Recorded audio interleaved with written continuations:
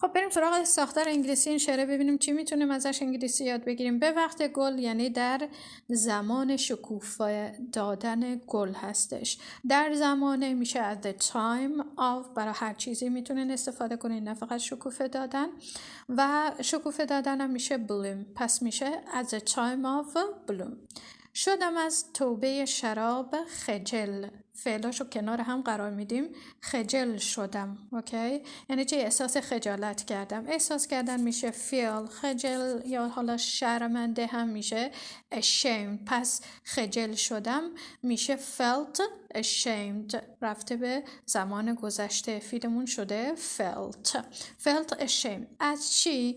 از توبه شراب. توبه یعنی دست کشیدن از یک کاری و ترک کردن اون. یکی از معادلاش توی زبان انگلیسی میشه give up که حالا اینجا به شکل ing دار استفاده شده. چرا؟ چون قبلش of اومده. felt ashamed of، حالا فعلمون باید به شکل ing استفاده بشه. felt ashamed of giving up شراب هم میشه wine. مرسی از اینکه باز با من همراه بودید.